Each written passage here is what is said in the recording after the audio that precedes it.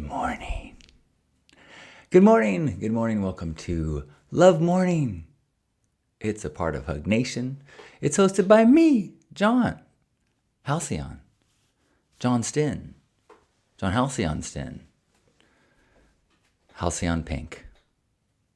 Boy, Halcyon Pink doesn't have the same automatic connection as it once did. But more on that later. We're going to share some gratitude. We're going to set our sights for the day. We're going to remind ourselves who we want to be today. So looking forward to hearing what you are grateful for. If you're watching this as the recording later today or tomorrow or some future civilization that is trying to figure out what the heck happened to the human race once AI kicked in, well, hello to you from the past.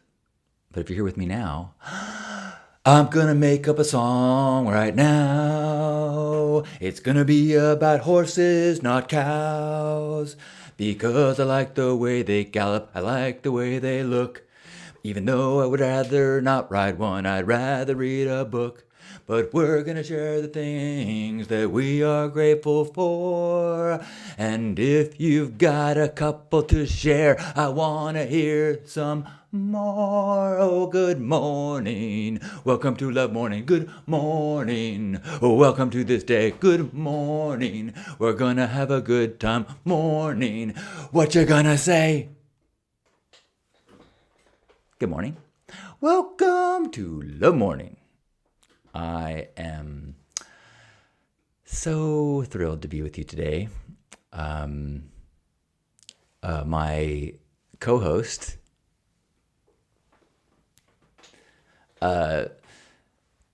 this is Mo Willems on screen with me, and I put him up there because I've been learning all about him. What a wonderful human being and illustrator and creator of children's books, and was a source of entertainment and education for kids locked down during COVID.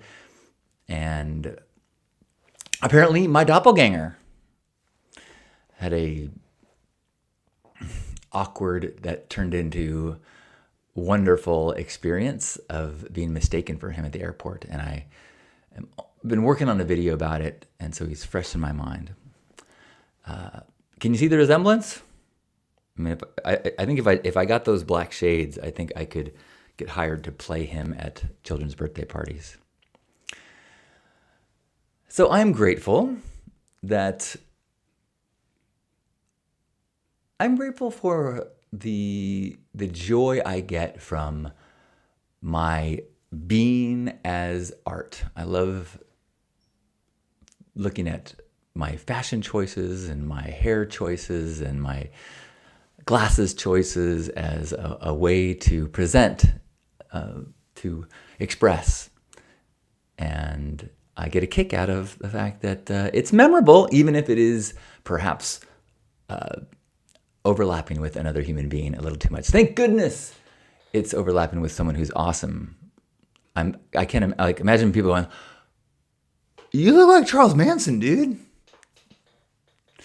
I have never received that, and I hope never to. Good morning, high noon. Hello and welcome, welcome, welcome. I'm gonna take Mo off the screen, but I think later I'm gonna show the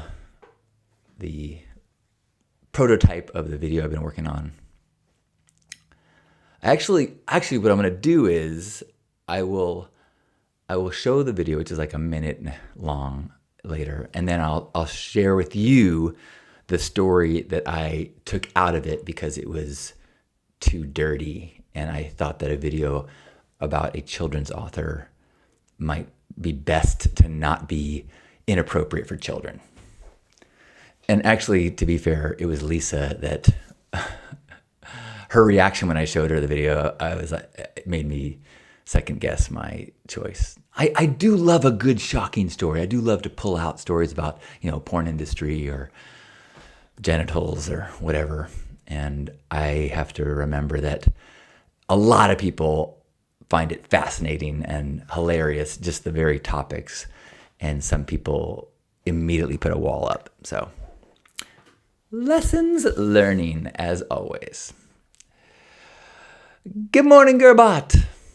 Hello. Gerbot says, Adam Savage has talked about how he gets mistaken for others and just goes with it. I haven't heard Adam talk about it, but I've heard a number of other celebrities in podcasts discuss that experience of being confused by a fan for someone else. And what I learned, I'm trying to remember who was it that one of the hosts of How Did This Get Made? But he was telling a number of examples, and he said it never is worth it to correct them. You know, it always ends up being awkward or makes one or the other people feel bad if you correct someone. And so that they almost always, when I hear celebrities, they almost always go, thanks, and just take it. So the only thing that I was worried about is when I was we'd had this interaction, I'd taken a picture with her kids, and then I had to wait for 5 minutes for my food in the food court at the airport. And I was imagining her sending the picture to a friend, getting the response back like, that is not who you think it is. And then having me stand there, waving at her as she's like going, oh. But there's me creating narratives about what's going on in other people's heads. I'm sure you've never done that. I actually am. That's one of the things that I'm really working on is noticing when I am projecting another person's reaction to a situation or to me, which is almost always judgmental, and trying to go, let it go. Stop projecting the negative story into their head about you, or the concern about their situation that they may not even be experiencing. I'm almost always wrong, and yet, man, I keep listening to that voice in my head that goes, careful. What about? It's like, I get you that you're trying to protect me from embarrassment. I get that you're trying to protect me from those very painful adolescent moments, feelings, but we can chill out. You don't have to be so vigilant in trying to protect me anymore. I can take it. In fact, I've had a handful of pretty brutal comments this week. I ended up boosting one of my videos on Instagram so more people would see it. And there's not everyone uses the internet as a tool of projecting love. We'll just leave it at that. High Noon says, yes, I do the same thing. Do the same thing as Adam. I got mistaken for a buddy of mine in college and an Olympic athlete, and just let it be. Grateful for those silly moments. I mean, the good thing is, maybe, you know what, I'm going to show you the video right now, okay? Good morning, Steve. Steve, I was talking about you this weekend. The class of 89 had an awesome little gathering in Stanley Park, and, we were sharing people that we were still in touch with, and I mentioned you and what a wonderful man that you have grown into. We were really enjoying and kind of being grateful for the values and the experiences that so many of us had in University City. And that as you venture into the world, I think many of us were shocked by how many people did not value doing the right thing and had so little scruples, such an easy time lying, manipulating, doing whatever they can to extract from others and get what more for them. Whereas the men, the guys that I grew up with are pretty anchored to the importance of sleeping well and knowing that you are leading a good life. And I included you in that conversation, Steve. Good morning, Candace. Okay, you're up for a minute and a half movie explaining the airplane story as best I can, and I would love feedback if you think that if there's things that are unclear or not funny or I should expand on. It's also a process of me testing my green screen, which is I'm still working on it, man. Oy, learning. Okay, let's do this. I was mistaken for someone else yesterday and I didn't know what to do. I was at the airport and this woman walked up to me and she's like, "Are you who I think you are?" I was like, "Are you into Burning Man?" I'm not sure if she heard me because at the same time, my partner Lisa said, "Yep." Because the day before, a burner had come up to us in a public place and said, "Oh my God, Halcyon." So I introduced myself as Halcyon. I hug her. She's so excited to meet me and wants me to meet her kids. I'm like, "Sure, okay." She takes a picture. I'm like, "Well, hey." I start talking up her family. And as I'm walking away, she goes, "I love you and I love what you do for children and what you do for books." And immediately I'm like, "Oh shit, I am not who she thinks I am." And I was just like, oh God, do I tell her? Actually, I am pretty famous, but not the famous person you think I am. I got on the plane and I posted on Facebook what had happened, and very quickly people started saying, "Mo Willems, Mo Willems. Oh my God, it's totally Mo Willems." My first thought was, there is someone this handsome out there in the world that people might be mistaking me for? But if you see this, Mo, on your behalf, I think I was a very kind person.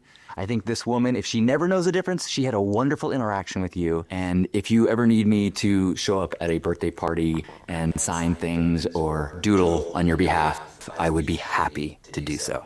Can't wait to get to know your work better. You sound like an awesome guy. Who do people say you look like? Have you ever been mistaken for somebody?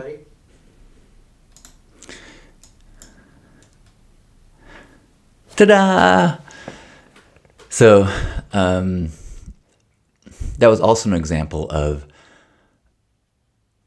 me putting extra effort into making a video.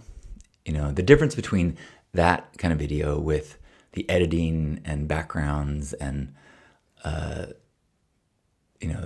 that's a, 5-hour process as opposed to me just taking a clip from a morning video, which is, a 10-minute process or 20-minute process.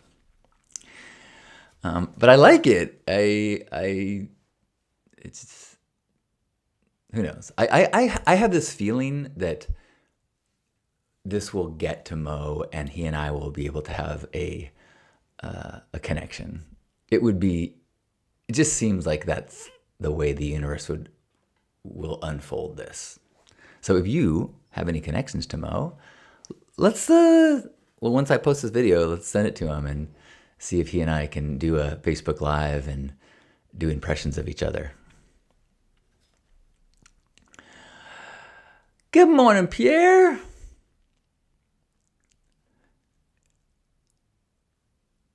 Steve says, "I appreciate that. We grew up in a wonderful place at the perfect time with a lot of awesome people." It's really true.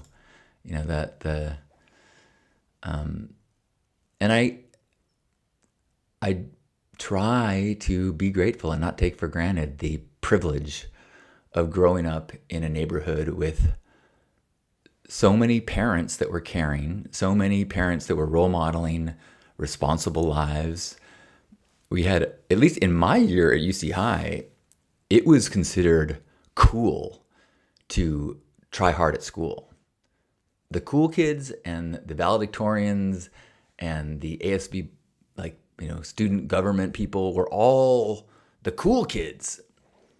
We had some jocks, but but at least from my perspective, the advanced classes kids, were the cool ones. And so, yeah, this is also a different time in terms of drugs. There were if you smoked pot at my high school, you were in the stoner category, and this was pre, the chronic and smoking blunts as being cool. It was, definitely people did it, but it did not have the romanticism that it later had. Good morning, Chris. Chris says, "Love that video. Great job." Chris is grateful to be invited and attended a bridal shower for one of my staff artists yesterday. The couple is black, so this was my first time being part of a large African-American family celebratory function before. Very fun and enlightening. That's cool. Great. Yay for celebrations. As you know, I just got back from a week in Colorado celebrating my future father-in-law's 80th birthday. And I think like every meal we would toast him and toast his birthday. And I really am feeling the importance of celebration. You know, we are inundated with reminders of why we need to be worried or afraid or anxious. And we have moments like this and reminders like this to remember to also celebrate. Whether it's a birthday or an engagement or a wedding or a successful trip to the doctor's office or another morning you wake up alive or a new leaf on a plant, or let's just keep the list going and finding more and more reasons to celebrate and be grateful. I would love to hear something in your world that you're like, yes, or even, yeah. They don't all have to be, yes. Some of them can be, yeah. Genevieve, hi, hello to you, by the way. Genevieve says, it's good. I was once mistaken for a teen actress. Kids followed me all around the mall. My mom said I can sign an autograph, but only if I sign my name. LOL. So a bunch of kids had a Jen autograph. Nice. Juan says a 4-year-old thought I was Santa in Texas. I think I told you this, that that Steve Olson was the one when last time I saw him told me how much that mall Santas made an hour. And it's not the money, but it never even occurred to me that I could do something like that.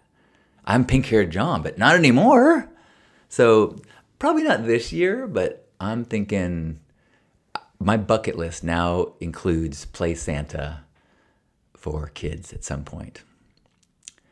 I mean, you can see it, can't you? I mean, like Santa is the patron saint of giving gifts, gifting. He's the gifting guy. There's a whole other realm of conversation around that, which is my relationship to children. I have lived my life in a way of trying to push boundaries, and some of those chapters of exploration were combating sexual shame. And so if you look at my Wikipedia page, it has entries in it that reference sexual stuff. And in fact, I was booked to speak at a high school a number of years ago, and then uninvited. And I'm 98% sure it's because somebody read my Wikipedia and said, whoa, this guy worked in the adult industry. Like, we can't have him talking to our kids. So I have kind of had a mental, don't do anything that would make parents scared that you're going to be a bad influence on their kids. I mean, I think if you know me, you know that I have the ability to not be sexual. I have the ability, as all humans do. It's like, oh, wow, there's a sex tape of you. You're a bad influence on kids. Like, no, I think all humans know that there are certain activities and behaviors that you do privately and some that you do publicly. I mean, if I had a reputation of masturbating in public, yeah, I think you say, that guy, let's keep him away from the children. But if I have a reputation for speaking about masturbation without shame and admitting that I masturbate, I don't have to talk about that in front of kids, but it doesn't make me any less of a good influence on children, right? But our culture can be pretty black and white, closed-minded, and disappointing. Oh, and speaking of that,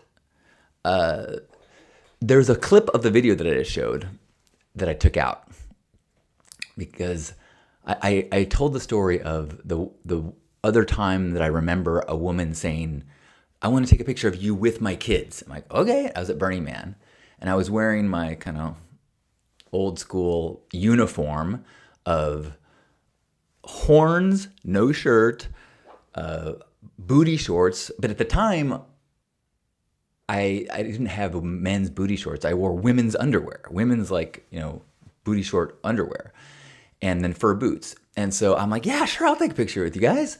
And so I kneel down, with my kids, and the mom is like, I'm like, cheese. She's like, and I'm like, cheese. She's like, and I look down, and my balls were hanging very noticeably out of the side of my women's underwear. So I tucked and adjusted my kneeling stance, and she was able to take a picture that would not put her in hot water should there ever be a custody battle. And so I actually spent a lot of time yesterday finding images of me wearing booty shorts at Burning Man and a few pictures of me with kids at Burning Man. And so I made this whole collage for it. And then I showed the draft of the video to Lisa, and she was like, oh. And then I was like, oh, I would love for Mo Willems to see the video. And if I really want a children's author to see the video, maybe I should make the video so that it doesn't repel anyone who has got children's author headspace.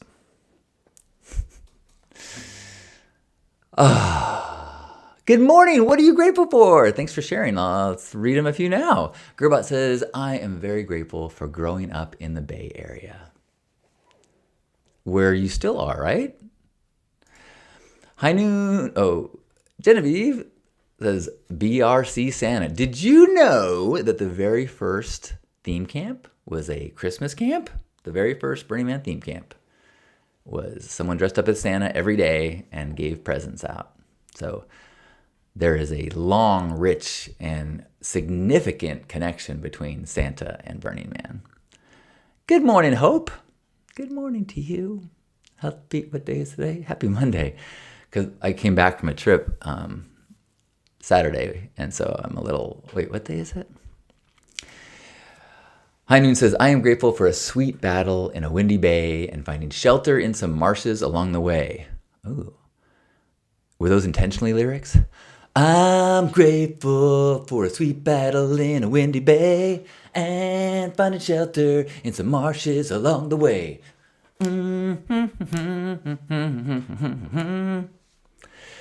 Thank you, Gerbot.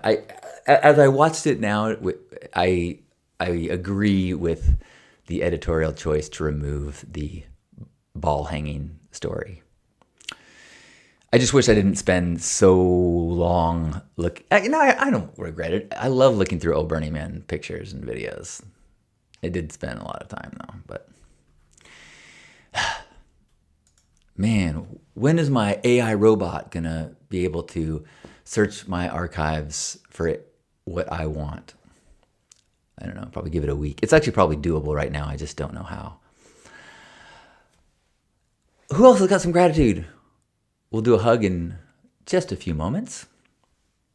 I want to show you. We had a professional photographer. Do I have? Let me double check if I've got it. But we had a professional photographer do pictures for the Denny's 90th birthday, and we haven't paid for them yet, but we're going to pay for them. Let's see, are they? Come on, because I would love to show you. Yeah, oh God, they're so good.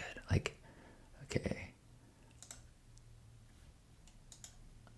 So some of these are paid for, and some we're going to pay to get more. But look at how great that is! Oh man.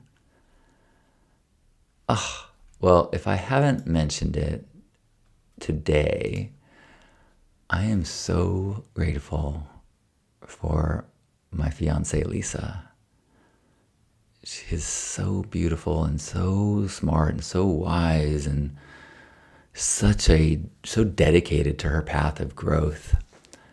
We had a brunch yesterday with a newer friend, but very brilliant and disciplined practitioner and student of many spiritual paths. And I had a little too much coffee before we met, and so I was kind of talking, and I quickly realized, oh, I should be listening a lot more than I'm talking. And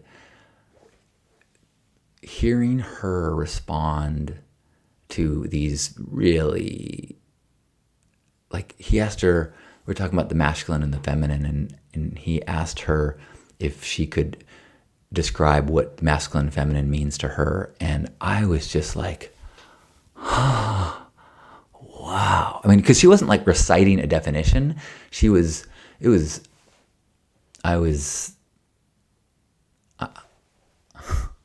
I'm like, I can't believe this is my partner. I can't believe I'm so lucky to get to spend the rest of my life with this woman.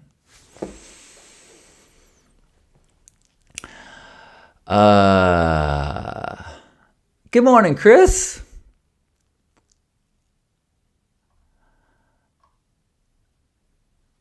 Thanks, High Noon. We'll have to do a duet someday. Thanks for the photo comments. Gerbot is also grateful for laundry machines. Right. Thank you for that reminder. Doing 2 weeks worth of laundry yesterday, thinking about how much of my day it would have taken to do it by hand. Or just how stinky you would just say, I'm fine being stinky. Totally, that's a great one. And in fact, last night, as I was getting ready to go to bed, it was like 11:30, our water was shut off. So I'm like, luckily I had a water bottle with water that already had water in it, so I was able to brush my teeth. But I'm like, well, let's see if this is still, maybe they're doing some work at night, but like how quickly I stopped thinking about these incredible conveniences and I take for granted. Within minutes of knowing that I have I can't turn the faucet on, I can't flush a toilet, I'm like, whoa. So thank you, so grateful. I looked up like it was God that gave me running water. So grateful for all the engineers and laborers and politicians that have made arrangements so that running water that's so clean, I don't drink that. I put it through a Brita filter before I put it in my coffee, and I drink bottled water or delivered water if I'm going to drink straight water. But it's clean enough I could drink it. It's clean enough to brush my teeth in it. And it is just available 24/7, 365, minus a few hours like last night. But woo! Thank you for running water. Lisa is amazing. And so is Lisa Keith. Good morning. Who, by the way, in case anyone's keeping track, Lisa Keith is Lisa 1, and my fiance is Lisa 2. Number 2 on the call sheet, number 1 in my heart. I hope you understand, Lisa 1. Oh, I'm having so much fun hanging out. If anyone else wants to put in some gratitude, Lisa says, grateful I have wonderful friends visiting this week, and I don't go back to work until the 7th. And Sarah keeps me in giggly stitches all the time. I'm grateful for all the laughter that I got to share during my week with Lisa's family. Especially, well, not especially, but an unexpected joy was getting to know my future sister-in-law, who is quick and witty and funny. And I think I mentioned yesterday, we started a business and made a business plan and a pitch deck that maybe I'll work on that today. Maybe I will. The more I think about it, the less I think I'm actually going to do the business. I had like a not 0% chance that maybe I should try to start this business, but I think it'll be more fun to just make it into a little fake Shark Tank pitch. Gerbahat says, I'm also grateful for indoor plumbing and electricity in the wall. I've had 2 short power outages in the last week. Power makes all these magical devices come alive. Yeah. So it's almost hard to, like, so I spent time in the Denver airport. If you've ever been there, it is like, the Denver airport is a engineering construction achievement. It's huge. It's a little, it kind of messes with my head. Like, it's so organized and there's so many systems and everything's automated and it's huge and sprawling and it funnels so many people through it. And I had this, like, there were moments where I'm like, this could shut down so quickly with lack of electricity or with a system issue with software. I mean, it's like so much of our lifestyle is dependent on these supply chain and organizational systems that are, I mean, they're not perfect. They're not fail-safe. And so while they work, let's not take them for granted. Let's go, oh, I'm so glad I safely got home via airplane. Oh, I'm so glad that my computer, my camera, and all this, my internet is streaming around the world right now. Wow-wee! Good morning, Janet. Janet says, I'm grateful for enjoying 2 lovely parties this weekend without alcohol. Hashtag sober dancing.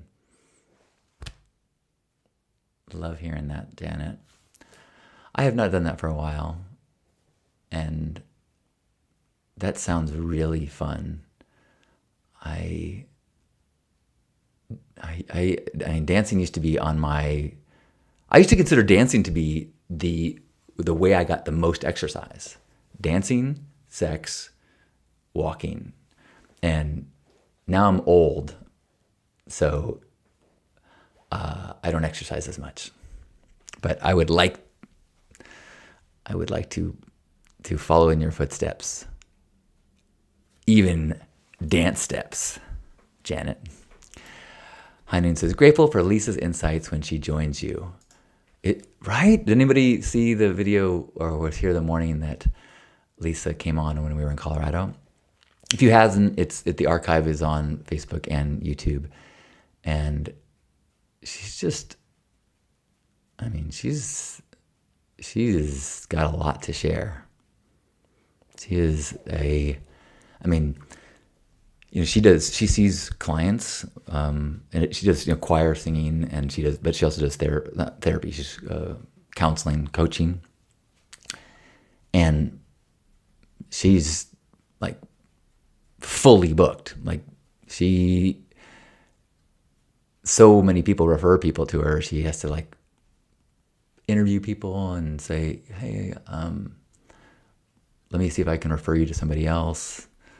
But it's really, I feel so grateful to have the person that I get to spend the most time with to be so full of not just wisdom, but embodiment.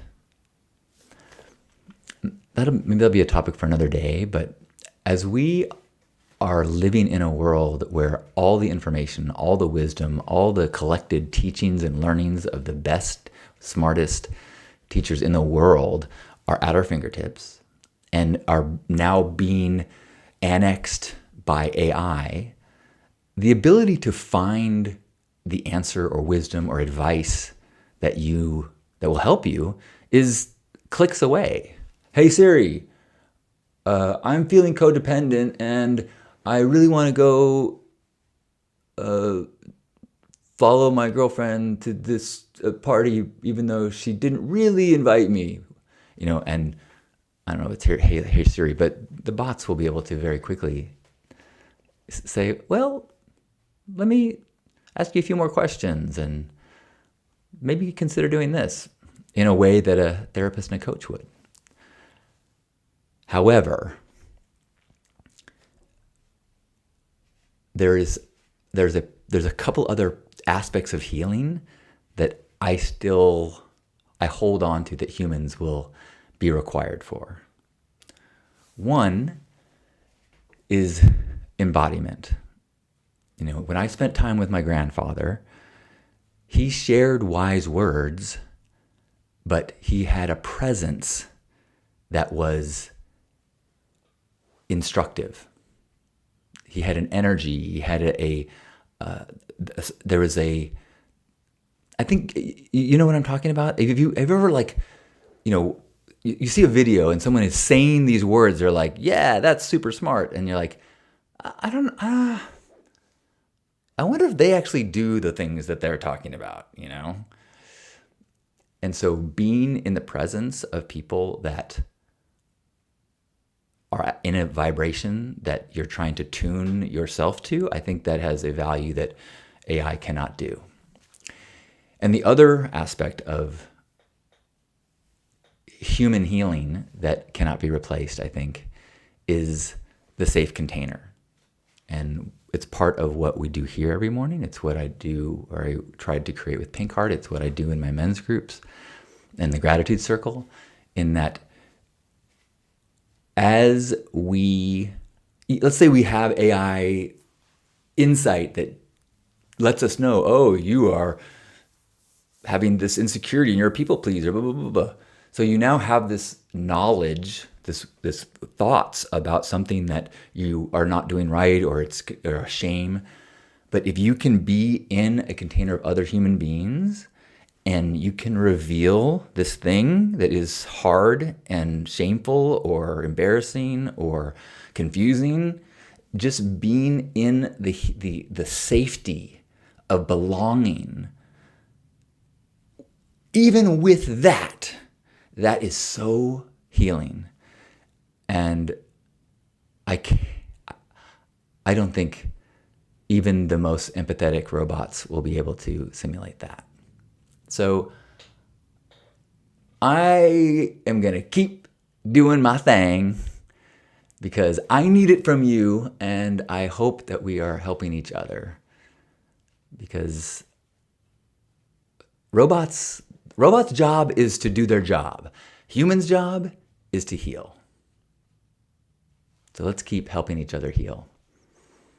And to me, number one tool for that, gratitude and community and gifting. I just said the number one tool, and then I mentioned 3 things. Math was not on the list, if you noticed. Kirpat says the world is going to be unimaginably different in a quarter century. I would say 5 years, but definitely in a quarter century. All right, wherever you are, let's give ourselves a big old squeeze. Appreciating our bodies, appreciating the healing that is happening at every moment, even while we sleep.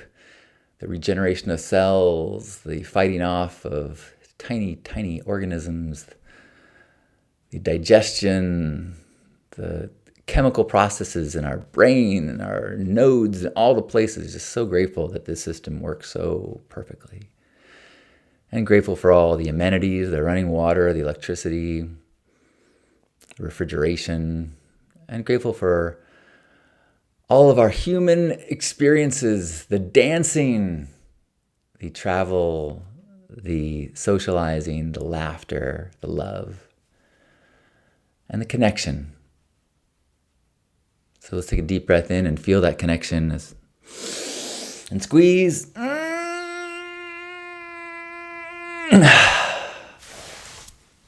On behalf of Grandpa Caleb And all of you here, thanks for being here for this gratitude gathering. Anybody here that missed the Mo video that I put up?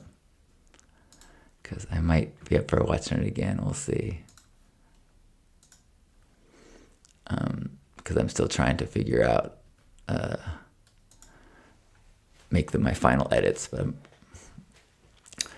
I love you and I thank you.